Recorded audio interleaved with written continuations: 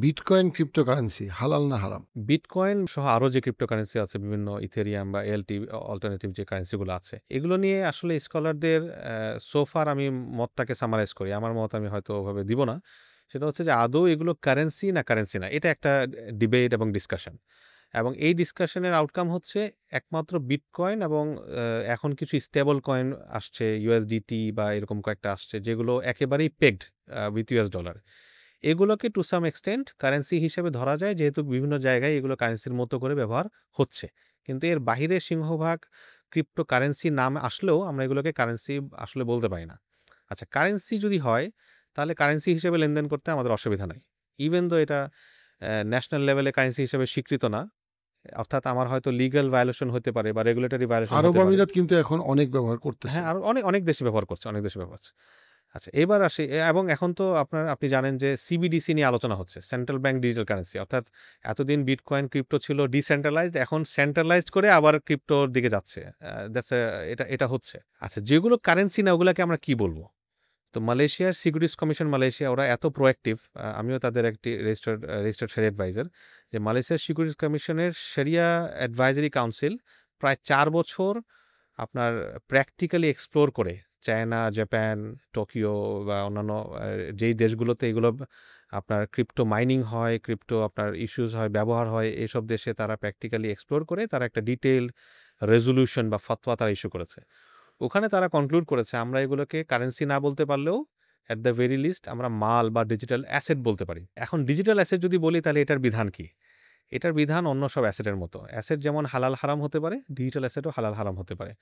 এই digital অ্যাসেটটা itself যদি কোনো ইউটিলিটি ক্যারি করে, যেমন এটা দিয়ে আমি একটা কিছু, ফর এক্সাম্পল একটা গেম খেলতে পারি, অথবা আমি এটা ব্যবহার করে একটা একটা কোনো কিছুতে অংশগ্রহণ করতে পারি, তাহলে আমরা দেখব ওই গেমটা হালাল কিনা। অর্থাৎ আমার যে ইউটিলিটি বা বেনিফিটটা আমরা পাচ্ছি সেটা হালাল কিনা। এটা যদি আন্ডারলাইং কোনো অ্যাসেটকে রিপ্রেজেন্ট করে, যেমন এখন কিন্তু টোকেনাইজেশন হচ্ছে, বাড়ি গাড়িকেও আপনার টোকেনাইজ করছে। আমরা আমাদের ফার্ম থেকে আমরা কানাডাতে এরকম একটা টোকেনাইজেশনে আমরা অ্যাডভাইজারি দিয়েছি, যারা শরিয়া কমপ্লায়েন্ট, মানে বাড়িকে টোকেনাইজ করার কাজ করছেন। তো এই বাড়ির টোকেনাইজেশন যখন হচ্ছে, তখন অনেকগুলো ডিজিটাল অ্যাসেট বা ক্রিপ্টো ইস্যু হচ্ছে, as if each of this cryptos আপনার represent a small share in the আপনার বিল্ডিং অথবা হাউস। তাহলে ওইটার সাথে কিন্তু শেয়ার সার্টিফিকেটের তেমন কোনো পার্থক্য নাই। আমরা যে এখন শেয়ার সার্টিফিকেট ইস্যু করি, সেটার সাথে ওই ডিজিটাল অ্যাসেট বা টোকেন বা ক্রিপ্টো আপনার যাই বলি না কেন, এটার তেমন পার্থক্য নেই। এবার আসি শেয়ারের বাজারের ক্ষেত্রে। শেয়ার বাজারের ক্ষেত্রে আমরা কি বলি, যে শেয়ারটা কোন কোম্পানির, প্রাথমিকভাবে ওইটার উপর নির্ভর করবে শেয়ারটা কেনা হালাল কিনা। যেমন একটা সুদী ব্যাংক, শেয়ার তো আসলে একটা পেপার বা একটা সার্টিফিকেট, ডিজিটাল সার্টিফিকেট, এটার তো নিজস্ব কোনো ভ্যালু বা কিছু নেই, ইউটিলিটি নেই, কিন্তু এটা রিপ্রেজেন্ট করছে কাকে? একটা সুদী ব্যাংকে। এই শেয়ার কেনা হালাল হবে না। একটা টোবাকো কোম্পানি সিগারেট বানায়, এটার শেয়ার কেনা হালাল হবে না। ঠিক একইভাবে এই কিন্তু হালাল যে কোম্পানি হালাল ব্যবসার শেয়ার কেনা যাবে। আচ্ছা, হালাল ব্যবসাগুলো প্রাইমারিলি কেনা যাবে, ওখানে আরেকটা মেট্রিক আছে, আমরা এটাকে বলি ফাইন্যান্সিয়াল স্ক্রিনিং।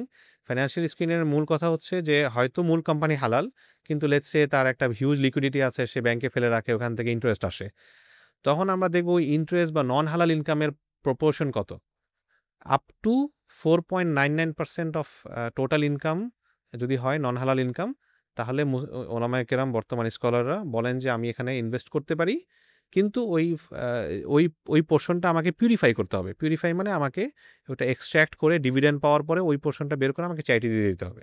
যেভাবে ঠিক আমার কাছে যদি একটা হারাম টাকা চলে আসে, ধরেন একজন না চাইতেও তার কাছে কোনোভাবে হারাম টাকা চলে আসছে, হারাম তো হারাম, তাহলে কি করতে হবে? ওটা চ্যারিটি দিয়ে দিতে হবে। সেম এখানে। এখন ডিজিটাল অ্যাসেট যেগুলোর কথা বললাম, এই যে টোকেনাইজ হচ্ছে, এটা সেটা হোয়াটএভার, যেই নামই হোক না কেন, মাঝখানে এনএফটি নামে বেশ প্রচলন ছিল, এগুলো কদিন পর পর নাম চেঞ্জ হচ্ছে, আসলে সেম। একটা সময় আইসিও ছিল, initial crypto offering, initial public অফারিংয়ের মতো ইনিশিয়াল ক্রিপ্টো অফারিং ছিল, যেটার মাধ্যমে একটা কোম্পানি মূলত ফান্ড তুলতো। এই সকল জায়গায় আমরা সেম ম্যাট্রিক দেব, আমরা দেখব যে তার আন্ডারলাইং অ্যাসেটটা হালাল কিনা, তার ইউটিলিটিটা হালাল কিনা।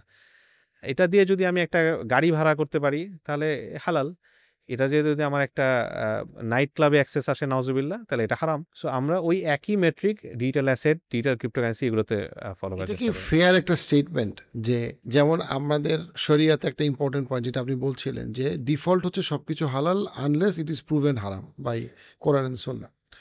এটা কি বলা ফেয়ার দ্যাট বিটকয়েন এবং ক্রিপ্টোকারেন্সি ডিফল্ট হালাল আনলেস এইটার কোনো হারাম অ্যাসপেক্ট, বি ইট বিকজ হারাম কোম্পানি, অথবা বি ইট বিকজ এটা কারেন্সি না এবং এটা কমপ্লিটলি একটা MLM কোম্পানি, ভুয়া কোম্পানি মতো কোনো কিছু, দ্য ডিফল্ট ইজ এটা হালাল।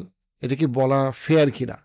বলা তো ফেয়ার, ঠিক আছে, কিন্তু এখানে আরেকটা জিনিস মাথায় রাখতে হবে যে এই বিষয়টা এরকম না যে আমি প্রথমেই ক্রিপ্টোকারেন্সি ব্যবহার করা শুরু করে দিব, এরপর একটা পর্যায়ে গিয়ে অ্যাসেসমেন্ট করা শুরু করবো, এটা না। দুইটা সাইমালটেনিয়াসলি চলবে। অর্থাৎ একদিকে ম্যাক্সিমাম আমার ঠিক আছে যে যতক্ষণ না প্রুভেন এটা হারাম, কিন্তু প্রুফ আছে কিনা এটা দেখতে হবে। এটা আমাদের একটা অব্লিগেশন। রাসূলুল্লাহ সাল্লাল্লাহু আলাইহি ওয়াসাল্লাম আমাদেরকে হালাল সম্পর্কে যা শিখিয়েছেন, আল্লাহ রাব্বুল আলামিন কোরআনে আমাদেরকে যা শিখিয়েছেন, কুলু মিন তাইয়্যিবাতি মা রাযাকনাকুম, তোমাদেরকে যা রিজিক দিয়েছি সেখান থেকে তাইয়্যিবগুলো খাও। তো আমাকে তাইয়্যিব তো আছে কিনা এটা এনশিওর করতে হবে। প্রিন্সিপাল ঠিক আছে।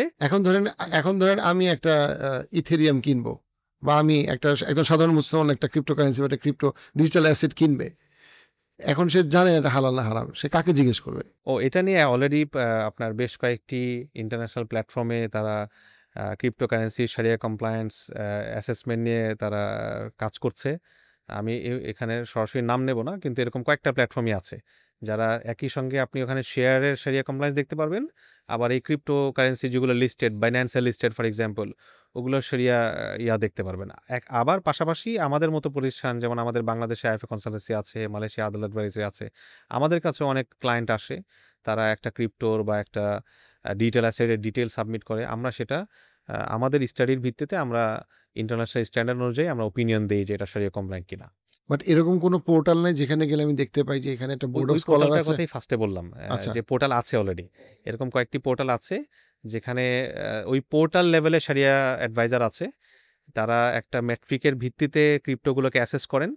হ্যাঁ, তারা সেটার মার্কেট ক্যাপ, সেটার মানে ইউটিলিটিগুলো কি আছে, কি ধরনের ইউজ কেস আছে, ইত্যাদি ইত্যাদির ভিত্তিতে তারা একটা কোয়ালিটেটিভ এবং একই সঙ্গে কোয়ান্টিটেটিভ একটা অ্যাসেসমেন্ট করেন। করার ভিত্তিতে তারা ওপিনিয়ন দেন। কিন্তু এখানে মাথায় রাখতে হবে যে এই যে ক্রিপ্টো লেভেলের যেই অ্যাসেসমেন্টটা, এখানে এখনও শরিয়া স্কলারদের মধ্যে অনেক ভিন্নমত রয়েছে। কাজেই আমি ওই পোর্টাল লেভেলে হয়তো শরিয়া কমপ্লায়েন্সের একটা সার্টিফিকেট পেলে আমার একটা বেস লেভেল অ্যাসুরেন্স হলো, but it may not be acceptable two many শরিয়া স্কলার্স। মানে এখানে difference of difference opinion. Of opinion আছে এবং এটা বেশ জোরালো। এবং এটা রিজনটা হলো কারণ এটা এত বেশি ইভলভ হচ্ছে। ধরেন শেয়ারস কথা যদি বলি, এটা অলরেডি রেগুলেটেড। পৃথিবীর সকল দেশে সিকিউরিটিজ কমিশনগুলো এটা রেগুলেট করে। এটার একটা মোটা দাগে একটা বেস লেভেল আপনার আন্ডারস্ট্যান্ডিং এবং ফরম্যাট তৈরি হয়েছে। আমরা এটার উপর এখন ওপিনিয়ন দিতে স্বাচ্ছন্দ্য বোধ করি। কিন্তু ক্রিপ্টোর আমি আজকে একটা ওপিনিয়ন দিলাম, কালকে এটার ইউজটা চেঞ্জ হয়ে যাচ্ছে এবং খুব দ্রুত ইভলভ হচ্ছে। এই জন্য স্কলারদের মতামত অত্যন্ত ভিন্ন। আমি হয়তো দেখব 2 বছর আগে স্কলারদের অনেক রিজিড মতামত, আবার 1 বছর আগে একটু ফ্লেক্সিবল, আবার চেঞ্জ হচ্ছে, এরকম হচ্ছে আর কি। আমাদের ফেসবুক এবং ইউটিউবের থেকে যে ইনকাম, সেই ইনকামের ব্যাপারে স্কলারদের দুইটা মত সাধারণত পাওয়া যায়। একটা মত হচ্ছে কি, মানে গুগল এবং ফেসবুক বা ইউটিউব থেকে যে ইনকাম, অ্যাড থেকে যে ইনকাম, একটা মত হচ্ছে যে এটা হারাম, কারণ এখানে কোনো একটা পুরাপুরি কন্ট্রোলটা কারো নাই। সো এখান থেকে অশ্লীলতা একটা জায়গা, সো এখানে এই কন্টেন্ট ক্রিয়েটরের কাজ হচ্ছে গিয়ে কোনো অ্যাড জেনারেট করা যাবে না। অনেক আলেম যেটা বলছে যেটা হালাল। কেন হালাল? কারণটা হইল যে অডিয়েন্স যে ইউটিউবে আসছে বা যে ফেসবুকে আসছে, তার পুরাটা জায়গায় এটা ধর্তব্য যে রাস্তায় নামলে সে যেরকম চোখ নামায় চলবে, এখানে যে চোখ নামায় চলবে, সে স্কিপ অ্যাড করতে পারতেছে। কন্টেন্ট ক্রিয়েটার, সে তার চাইলে সে এটাকে মানে তার অ্যাডগুলাকে সে যতটুকু পারে রেস্ট্রিক্ট করতে পারতেছে। এবং তার বক্তব্যটা হচ্ছে কি, যে এখানে যেমন কন্টেন্ট ক্রিয়েটারের একটা দায় আছে, at the same time say content creator যদি একটা বার্গারের দোকান দিত, সেই বার্গারের দোকানে সবাইকে হিজাব পরে ঢুকতে হবে, এইটা বাধ্যতামূলক না যে তাকে করতে হবে। কারণ এখানে যে অডিয়েন্স, মানে যে বার্গারটা খেতে আসছে, মুসলিম ভাই বা বোন, তারও কিছু দায়িত্ব আছে। সো এখানে এই দুইটা ইখতিলাফ পাওয়া যায়। আপনার এই ব্যাপারে মতামত কি? আমি আসলে অনেকটাই প্রথম গ্রুপের সাথে ইনক্লাইন্ড, এবং কেন এটা বলি সেটা হচ্ছে, আমি এটাকে মনে করি এভাবে যে ধরেন আমার একটা বিল্ডিং আছে, এই বিল্ডিংয়ের ছাদটা আমি একটা অ্যাডভার্টাইজমেন্টের জন্য ভাড়া দিচ্ছি। এখন এখানে একটা অশ্লীল বিজ্ঞাপন দেওয়া হলো, এটার দায় আমার উপর পড়বে কিনা? অবশ্যই পড়বে, কারণ আমি তাকে এই স্পেসটা ভাড়া দিয়েছি। ইউটিউবের বা গুগল অ্যাডসেন্সের যে অ্যাডভার্টাইজমেন্ট, একটা সময় আমি তাদের পুরো মেথড ইত্যাদি এক্সপ্লোর করার চেষ্টা করেছি। আপনি হয়তো ব্রড লেভেলে কিছু ক্যাটাগরিকে ডিসেবল করে দিতে পারেন, কিন্তু অন্য ক্যাটাগরিতে যে সে অশ্লীলভাবে অ্যাড দেখাবে না, এটা আপনি নিয়ন্ত্রণ করতে পারেন না। এবং আমরা যে অনেকেই এই কথাটা বারবার আসে যে ইউজারের উপর ভিত্তি করে অ্যাডভার্টাইজমেন্টের ওই অশ্লীলতাটা চেঞ্জ হয়। আমি কিন্তু বিভিন্ন দেশে যখন ট্রাভেল করে, আমি ইনকগনিটো মোডে অথবা কমপ্লিটলি নিউ ব্রাউজারে আমি ব্যবহার করার চেষ্টা করে দেখেছি, যেখানে আমার প্রিভিয়াস কোনো ডেটা ব্রাউজারের কাছে নেই, আমার আইপি নতুন আইপি, আমি দেখেছি যে ওই দেশের প্রিভ্যালেন্ট ডেমোগ্রাফির উপর কিন্তু সে আমাকে অ্যাড দেখাচ্ছে, যেটা আমার ভ্যালুর সাথে যাচ্ছে না। কাজেই এবং এটা এমন না যে এটা র্যান্ডম, এটা কনসিস্টেন্টলি হচ্ছে। অর্থাৎ এমন না যে আমি 10 দিন ভালো অ্যাড দেখছি, হঠাৎ করে একটা খারাপ হচ্ছে। আমি জানছি নিশ্চিতভাবে যে আমার এই প্লেস হোল্ডারে, আমার এই ভিডিওর ভিতরে এরকম অনেক অশ্লীল অ্যাড চলে যাচ্ছে। এত কিছু জানা সত্ত্বেও একজন মুসলিম হিসেবে আমরা যদি এটাকে ইগনোর করি, আমার কাছে এটা প্রবলেমেটিক মনে হয়। এজন্য আমি সাধারণত অ্যাডভাইস করি যে এটাকে আর্নিং সোর্স বানাতে না আর কি। আমি সরাসরি হারাম বলি না, এজন্য যে অনেকেই এটাতে ইনভলভ আছেন। আবার অন্যদিকে আমি রেসপেক্ট করি যে অনেক সেরি স্কলার বিভিন্ন কারণে এটাকে জায়েজ বলেন, কিন্তু আমি অ্যাডভাইস করি যে মুসলিমদের এটাকে সোর্স অফ ইনকাম বানানো উচিত না। কারণ এটাকে যদি কেউ হারাম নাও বলেন, তারপরও এটা যে প্রবলভাবে সন্দেহজনক এটাতে কোনো ডাউট নেই। এবং আল্লাহ রসুল সাল্লাল্লাহু আলাইহি ওয়াসাল্লাম আমাদেরকে শিখিয়েছেন, দা আমা ইউরিবুকা ইলা মা লা ইউরিবুক, তুমি সন্দেহজনক বিষয়টাকে প্রত্যাহার করে যা সন্দেহজনক নয় সেটাকে তুমি আঁকড়ে ধরো। আরেকটা হাদিসে রাসূল বলেছেন, আল হালালু বাইয়িনুন ওয়াল হারামু বাইয়িনুন ওয়া বাইনাহুমা মুশতাবিহাতুন কাসীরুন। হালাল স্পষ্ট, হারাম স্পষ্ট, এবং এই দুইয়ের মাঝে প্রচুর সন্দেহজনক বিষয় রয়েছে। তাই একজন মুসলিম হিসেবে আমাদের আসলে ওই জায়গাটা থেকে বিরত থাকা উচিত।